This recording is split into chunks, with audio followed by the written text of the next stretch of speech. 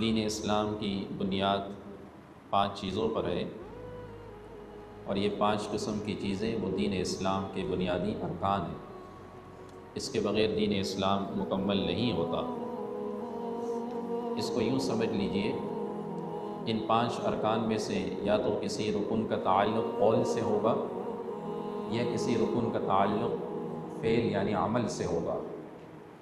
قول، کلمہ شہادت انسان جب تک زبان سے ادا نہیں کرتا وہ اس اسلام کے اس حدود میں داخل نہیں ہو سکتا، اور اگر عمل سے ہو تو عمل میں انسان بعض ایسے اعمال ہیں کہ جس میں اس کے بدن کو عمل دخل ہے، وہ بدن سے کرتا ہے، جیسے کہ نماز اور روزہ، اور بعض ایسے اعمال ہیں کہ جس میں انسان صرف مال کے ذریعے وہ رکن ادا کرتا ہے، جیسے کہ زکوٰۃ، تو 4 ارکان ہو گئے۔ اور ایک عمل ایسا ہے کہ جس میں انسان کا بدن بھی لگتا ہے اور اس کا مال بھی لگتا ہے، جیسے کہ حج۔ تو یہ 5 ارکان دین اسلام کے بنیادی ارکان ہیں۔ ان 5 ارکان میں سے آج جس پر بات کرنی مقصود ہے وہ ہے زکوٰۃ۔ قرآن مجید میں علامہ جلال الدین سیوطی رحمہ اللہ نے لکھا کہ 32 مقامات ایسے ہیں کہ جس میں اللہ نے نماز کے ساتھ زکوٰۃ کو بیان کیا۔ وَأَقِيمُوا الصَّلَاةَ وَآتُوا الزَّكَاةَ يُقِيمُونَ الصَّلَاةَ وَيُؤْتُونَ الزَّكَاةَ۔ کل 32 مقامات ایسے ہیں کہ نماز اور زکوٰۃ کو اللہ نے ایک ساتھ بیان کیا، اور اس ضمن میں کہتے ہیں کہ اس کی وجہ یہ ہے کہ نماز اور زکوٰۃ یہ اللہ کی صفت جلالی ہونے کی نشانی ہے، اور روزہ وہ اللہ کی صفت جمالی ہونے کی نشانی ہے۔ زکوٰۃ کے معنی کیا ہے؟ علماء اس کے لغوی معنی لکھتے ہیں کہ زکوٰۃ کا ایک معنی پاکی کے پاک صاف ہونا، قد افلح من زکاہا، جیسے اللہ نے فرمایا وہ کامیاب ہوا جس نے اپنے نفس کو پاک کیا۔ تو زکوٰۃ انسان اپنے مال کا 2.5% ادا کرتا ہے تو اللہ اس کے مال کو پاک کر دیتا ہے۔ زکوٰۃ کے ایک معنی زیادتی کے، زکوٰۃ الزرع، کھیتی بڑھ گئی، زیادہ ہو گئی، کہ اللہ کہتا ہے جو زیادہ تمہارے مال میں سے بڑھ چکا ہے اب اس کو خرچ کرو۔ زکوٰۃ کے ایک معنی تعریف کے بھی ہے، اور اس کے شریعت میں اس کا معنی یہ ہے، اصطلاح میں اس کو کہتے ہیں کہ اپنے تمام اموال کا 40واں حصہ وہ زکوٰۃ مستحقین تک پہنچانا، یہ آپ پر لازم ہے اور فرض ہے۔ یہ زکوٰۃ کب فرض ہوئی؟ اس ضمن میں محدثین کہتے ہیں کہ رسول کریم علیہ السلام کی مدینہ منورہ ہجرت سے قبل یہ زکوٰۃ فرض ہو چکی تھی، اور اس کی دلیل کے طور پر ایک دلیل پیش یہ کرتے ہیں کہ نجاشی کے دربار میں جب حضرت ابو جعفر رضی اللہ عنہ پہنچے اور نجاشی بادشاہ نے ان سے سوالات کیے کہ وہ نبی کس بات کا حکم دیتے ہیں، تو ان کے جواب میں جعفر نے ایک تو نماز کی بات کی اور ایک زکوٰۃ کی بات کی کہ وہ نبی ہمارے مالوں میں زکوٰۃ ادا کرنے کا حکم دیتے ہیں۔ اور دوسری دلیل سورہ مزمل کی یہ آیت وَأَقِيمُوا الصَّلَاةَ وَآتُوا الزَّكَاةَ وَأَقْرِضُوا اللَّهَ قَرْضًا حَسَنًا، یہ مکی صورت ہے اور مکہ میں یہ آیت نازل ہوئی۔ تو اس کا مطلب یہ ہے کہ یہ زکوٰۃ کا حکم یہ ہجرت سے قبل نازل ہو چکا تھا، اور بعض کہتے ہیں کہ ہجرت کے بعد سن 2 ہجری میں نازل ہوا۔ اس کے درمیان محدثین اس کو یوں تطبیق دیتے ہیں کہ اصل فرضیت تو ہجرت سے پہلے نازل ہو چکی تھی، لیکن اس کے جو تفصیلی احکامات ہیں اور اس کی جو تفاصیل ہے وہ ہجرت کے بعد رسول کریم علیہ السلام پر یہ جو ہے وہ زکوٰۃ کے احکامات نازل ہوئے۔ احادیث مبارکہ میں اس کی کیا فضیلتیں آئی ہیں زکوٰۃ دینے کی؟ جناب رسول کریم صلی اللہ علیہ وسلم نے ارشاد فرمایا، اپنے مالوں کو زکوٰۃ کے ذریعے محفوظ بناؤ، اپنے اموال کو زکوٰۃ کے ذریعے محفوظ کرو، اور اپنے بیماروں کا علاج صدقے سے دیا کرو، اور اپنے مصیبتوں کو دعا کے ذریعے دور کر دیا کرو۔ ترمذی شریف کی روایت ہے کہ اپنے مال کو زکوٰۃ کے ذریعے محفوظ کر لو، اپنے بیمار کا علاج صدقے سے دو، اپنی مصیبتیں دعاؤں کے ذریعے سے ٹالو۔ اور ایک اور روایت میں رسول کریم علیہ السلام نے یہ فرمایا کہ زکوٰۃ ایک مضبوط پل ہے۔ حضرت شفیق بلخی رحمہ اللہ فرماتے ہیں کہ میں نے 5 چیزوں کو 5 چیزوں میں پایا، اور اس کے بعد فرماتے ہیں کہ میں نے روزی کی برکت کو چاش کی نماز میں پایا، میں نے قبر کی روشنی کو تہجد کی نماز میں پایا، منکر نکیر کے سوالات کی آسانی میں نے تلاوت کلام میں پائی، اور اس کے بعد فرماتے ہیں کہ پل صراط کے گزرنے کی آسانی میں نے نماز اور زکوٰۃ کے اندر پائی، اور اس کے بعد فرماتے ہیں کہ عرش کے سائے کو میں نے خلوت کے اندر کہ خلوت اپنی تنہائی کو اچھا بنا دو، اللہ عرش کا سایہ نصیب کرے گا۔ اس زکوٰۃ کے بارے میں ایک روایت میں آپ نے یہ بھی فرمایا کہ آپ نے فرمایا اسلام کی تکمیل اور اسلام مکمل ہوتا ہے وہ زکوٰۃ کے ذریعے مکمل ہوتا ہے۔ زکوٰۃ کے بارے میں وعیدیں کیا ہیں؟ سورۃ التوبہ کی آیت آپ کے سامنے میں نے خطبے میں پڑھی، جس میں اللہ سبحانہ و تعالی ارشاد فرماتا ہے والذین یکنزون الذھب والفضہ ولا ينفقونها فی سبیل اللہ فبشرهم بعذاب علیم۔ وہ لوگ کہ جو اپنے مالوں کو خزانہ کرتے ہیں، محفوظ کرتے ہیں اور اللہ کی راہ میں خرچ نہیں کرتے، فبشرهم بعذاب علیم، ایسے لوگوں کو دردناک عذاب دے۔ کون سا عذاب؟ یوم یحمى علیہا فی نار جہنم فتکوی بہا جباہہم وجنوبہم وظہورہم، کہ جس دن ان کے مالوں کو آگ کے اندر تپا دیا جائے گا۔ علماء لکھتے ہیں کہ آگ کے اندر تپانے سے مراد یہ ہے کہ مال کو ایک تانبے کی شکل دی جائے گی اور تانبے کی شکل دینے کے بعد اسے گرم کیا جائے گا اور جسم کے 3 حصوں پر مال کو داغا جائے گا۔ ایک پیشانی فتکوی بہا جباہہم وجنوبہم، اس کے پہلو پہ، وظہورہم اور اس کی پشت پہ، اور اس سے کہا جائے گا ھذا ما کنزتم لانفسکم فذوقوا ما کنتم تکنزون، یہ ہے وہ خزانہ جسے تم اپنے لیے جمع کرتے تھے، فذوقوا ما کنتم تکنزون، اب چکھو جو تم نے دنیا میں جمع کیا۔ یہ 3 جسم کے حصے کیوں بیان کیے؟ اس کی بھی وجہ ہے، کہتے ہیں کہ جب کوئی مانگنے والا آتا ہے اور وہ مستحق زکوٰۃ ہوتا ہے تو انسان کی پیشانی پر سب سے پہلے بل آتا ہے، پیشانی پر جو ہے وہ ترش روئی آتی ہے، تو پہلے پیشانی کو، پھر اس کے بعد یہ رخ موڑتا ہے، پہلو بدلتا ہے، دوسرے نمبر پر پہلو، پھر تیسرے نمبر پر یہ پشت اس کی طرف کر دیتا ہے تو پیٹھ، یہ تیسرے نمبر پر اس کی پیٹھ، ان تینوں جگہوں کو، اس کے جسموں کو اس مال کے ذریعے داغا جائے گا۔ یہ قرآن مجید کی یہ آیت ہے اور اس ضمن میں مفسرین کہتے ہیں کہ یہ آیت زکوٰۃ کی فرضیت کے متعلق نازل ہوئی۔ ایک اور روایت ہے، رسول کریم صلی اللہ علیہ وسلم نے ارشاد فرمایا جو شخص اپنے مال کی زکوٰۃ نہیں دیتا ہو، یہ مال قیامت کے دن ایک گنجا سانپ بنے گا۔ ایک گنجا سانپ ویسے ہی زہریلا ہوتا ہے اور پھر وہ گنجا ہو تو کہتے ہیں سانپ کے اندر جتنا زیادہ زہر ہوتا ہے وہ گنجا ہو جاتا ہے، اور اس کے اوپر 2 سیاہ نقطے ہوں گے، یہ اس کی تیسری صفت ہے۔ ایک تو سانپ ہوگا، پھر وہ گنجا ہوگا، پھر 2 سیاہ نقطوں والا، یہ اس کی تیسری۔ 2 سیاہ نقطوں سے کیا مراد ہے؟ محدثین لکھتے ہیں سانپ کے سامنے کے جو 2 دانت ہوتے ہیں اس میں زہر کی 2 تھیلیاں ہوتی ہیں، اس سے مراد وہ تھیلیاں ہے کہ یہ سانپ اس کے سامنے اس کے گردن کے اندر توپ بنا کے ڈالا جائے گا اور اس کی گردن کے سامنے کھڑا ہوگا اور وہ کہے گا انا کنزی انا مال، میں تیرا مال، میں تیرا وہ خزانہ ہوں جسے تو جمع کرتا تھا، اور اس کی گردن کو یہ پکڑے گا۔ کہتے ہیں کہ یہ ایک وہ شخص کے جو دنیا میں اپنے اموال کی زکوٰۃ نہیں دیتا ہوگا اس کے ساتھ یہ حشر ہوگا۔ آپ نے یہ بھی فرمایا جو قوم زکوٰۃ کو روکتی ہے وہ قوم قحط سالی کے اندر مبتلا ہوتی ہے۔ آپ نے یہ بھی فرمایا کہ قیامت سے پہلے 15 قسم کی علامتیں، مصیبتیں لوگوں پر آئیں گی، اور ان 15 علامات میں سے ایک علامت وہ یہ بتائی کہ وہ لوگ ایسے ہوں گے جو زکوٰۃ کو تاوان اور ٹیکس سمجھیں گے، ایسے لوگوں پر یہ عذاب نازل ہوگا۔ حضرت عبادہ بن صامت رضی اللہ تعالیٰ عنہ فرماتے ہیں کہ رسول کریم علیہ السلام کو ہم نے خبر دی کہ سمندر کے کنارے ایک شخص کا مال پڑا ہوا تھا اور وہ جل چکا ہے، تباہ ہو چکا ہے۔ آپ نے فرمایا کہ اللہ اس شخص کے مال کو ہرگز ہلاک نہیں کرتا جو اپنے مال کی زکوٰۃ دیتا ہو۔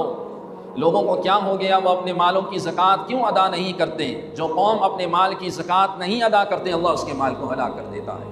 یہ ضروری نہیں ہے کہ آگ کے ذریعے ہلاک ہو جائے، یہ مال نقصان کے ذریعے بھی ہلاک ہوتا ہے، یہ مال چوری کے ذریعے بھی ہلاک ہوتا ہے، یہ مال اپنے لیے پریشانیاں، حادثات، مصیبتیں بھی لے کر آتا ہے۔ وہ مال ظاہر ہے، وہ لگتا رہتا ہے، آپ کا مال ضائع ہوتا رہتا ہے۔ ثعلبہ بن حاطب ایک شخص ہے مدینہ منورہ کا، وہ رسول کریم علیہ السلام کی خدمت میں آیا اور آپ سے کہنے لگا میرے لیے دعا کیجئے اللہ مجھے مالدار بنائے۔ آپ نے فرمایا ایسی دعا کیوں کر رہے ہو؟ اگر میں چاہوں اللہ سے دعا کروں اللہ ان پہاڑوں کو سونے کا بنا دے، آپ ایسی دعا کیوں کر رہے ہو؟ وہ چلا گیا، اگلے دن پھر آیا اور پھر کہنے لگا میرے لیے دعا کیجئے اللہ مجھے مالدار بنائے، میں اس کا حق ادا کروں گا، اس مال کا آپ دعا کیجئے۔ آپ نے دعا کر دی، آپ نے فرمایا ثعلبہ کو مالدار بنائے یا اللہ، اور نبی کی دعا تو اللہ قبول کرتا ہے۔ تو جب آپ نے دعا کی اس کا مال بڑھنے لگا، اس کی بکریاں بڑھنے لگیں، اور بکریاں بڑھتے بڑھتے وہ پہلے 5 وقت نمازوں میں آتا، پھر آہستہ آہستہ ظہر عصر میں آنے لگ گیا، اور پھر اس کے بعد وہ اتنی بڑھ گئی کہ مدینہ میں اس کے لیے جگہ نہ رہی تو اس نے باہر جنگل میں ایک جگہ لی، اور پھر اس کے بعد جمعہ آنا شروع ہوا، پھر ایک وقت آیا جمعہ بھی آنا اس نے چھوڑ دیا۔ پھر رسول کریم علیہ السلام کو خبر ہوئی، آپ نے فرمایا کہ جاؤ اور ان سے کہو ان کے مالوں میں سے آپ نے زکوٰۃ وصول کرنے کے لیے صحابہ کو بھیجا، ایک ان کے پاس بھیجا، ایک سلیمی رضی اللہ عنہ ایک صحابی تھے، ان کے پاس بھیجا اور ان سے کہو کہ اپنے مالوں کی جو ہے وہ زکوٰۃ دیں۔ یہ دونوں حضرات پہلے ثعلبہ کے پاس گئے اور ثعلبہ سے کہا کہ آپ کو اللہ کے نبی نے ہمیں بھیجا ہے، آپ اپنے مال کی جو ہے وہ زکوٰۃ دیں۔ وہ کہنے لگا یہ تو غیر مسلموں کے جیسا سلوک میرے ساتھ ہو رہا ہے، یہ تو ٹیکس لیا جا رہا ہے مجھ سے۔ اور اس کے بعد کہنے لگا اچھا آپ دوسرے لوگوں کے پاس جائیں اور اس کے بعد میرے پاس آئے۔ تو یہ سلیمی رضی اللہ عنہ کے پاس یہ حضرات گئے تو سلیمی رضی اللہ عنہ نے اپنے جانوروں میں سب سے عمدہ قسم کے جانور نکالے کہ اللہ کے نبی نے قاصد بھیجے، کوئی معمولی تو نہیں، اللہ کے نبی کا حکم ہے۔ تو اپنے جانوروں میں خوبصورت قاصدوں نے کہا اتنے چھانٹ کر کے خوبصورت جانور لانے کی ضرورت نہیں، کوئی بھی دے دے، کہا نہیں اللہ کے نبی کا حکم ہے، یہ خوبصورت جانور میں دوں گا۔ اور پھر وہ یہ حضرات دوبارہ ثعلبہ کے پاس آئے، انہوں نے دوبارہ یہی بات کی، یہ تو غیر مسلموں والا سلوک ہو رہا ہے میرے ساتھ، یہ تو ٹیکس لیا جا رہا ہے مجھ سے۔ اور یہ حضرات رسول کریم علیہ السلام کی بارگاہ میں آئے اور آپ سے یہ بات عرض کی۔ اس موقع پر جناب رسول کریم علیہ السلام نے فرمایا وَيْحَ يَا ثعلبہ، اے ثعلبہ افسوس ہے۔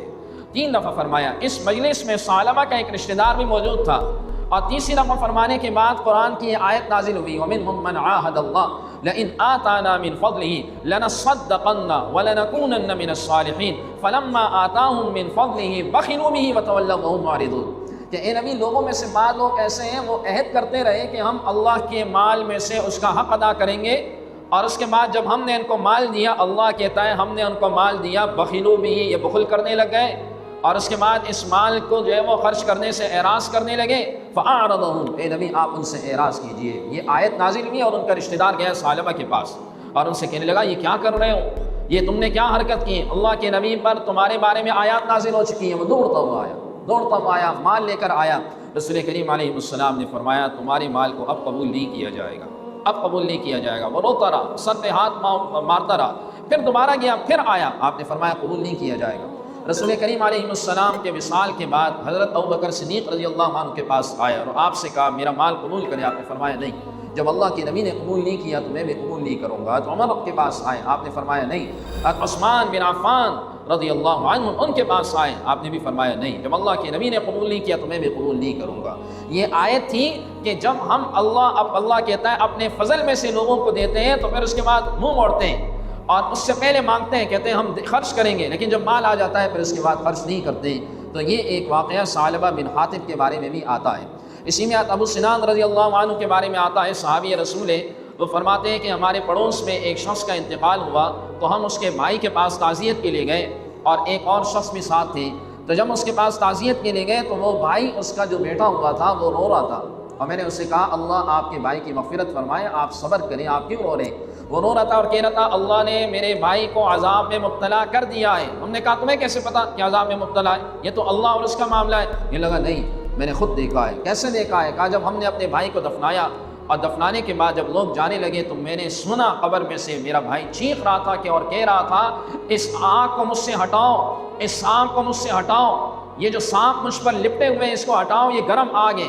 تو کہا میں تو بھائی تھا، میں نے مٹی ہٹائی اور میں نے قبر کھودی تو میرا بھائی آگ کے اندر جل رہا تھا، اور پھر اس کے بعد بھائی کی محبت میرے دل میں تھی تو میں نے جیسے اس کے قریب ہاتھ لگایا میرا یہ ہاتھ جل چکا ہے، یہ ہاتھ دیکھو، ہاتھ جلا ہوا تھا، ہاتھ نظر آ رہا تھا۔ اور اس کے بعد کہنے لگا پھر میں نے فوراً مٹی ڈالی، قبر بند کر دیا، اور میں اس بات پر رو رہا ہوں کہ اللہ نے میرے بھائی کو جو ہے وہ عذاب میں مبتلا کر دیا۔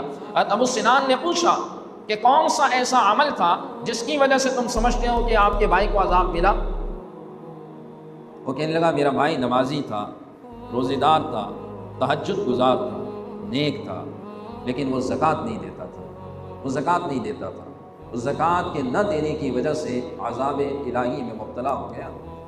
حضرت مولانا شیخ الحدیث مولانا زکریا رحمہ اللہ نے اپنی آپ بیتی میں ایک واقعہ لکھا کہ سہارنپور کے اندر بھٹ نامی مقام پر انگریزوں کی کوٹیاں تھیں، اور انگریز نے اس کوٹیوں کے لیے مسلمانوں کو رکھا تھا، ان کی رکھوالی کے لیے، دیکھ بھالی کے لیے۔